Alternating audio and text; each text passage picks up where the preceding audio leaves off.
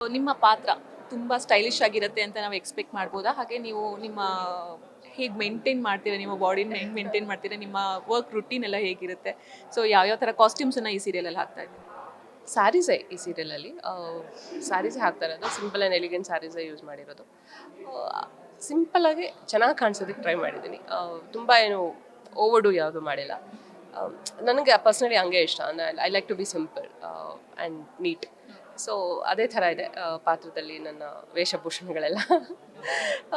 ಮತ್ತು maintain ಮಾಡೋದಂತಂದರೆ like ಇವಾಗ ನಮಗೇನು not be very tight schedule. So shooting ಇಲ್ಲದೆ ಇದ್ದಾಗ ನಮ್ಮನ್ನು ನಾವು ಕೇರ್ ಮಾಡ್ಕೊಳ್ಬೇಕು. ಅಂದರೆ ಈ ಇಂಡಸ್ಟ್ರಿಲಿ ಇರೋರೇ ಅಂತಲ್ಲ, ಎಲ್ಲರೂ ಅವ್ರವ್ರು ಕೇರ್ ಮಾಡ್ಕೋಬೇಕು. ಸೊ ಹಾಗಾಗಿ ವಿ ಡು ಇಟ್ ಅಷ್ಟೇ.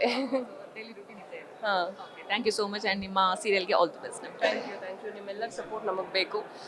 ವಸುದೇವ ಕುಟುಂಬನ ಸೋಮವಾರದಿಂದ ಒಂದು ಮಾತು ತೊಗೊಳ್ತೀನಿ.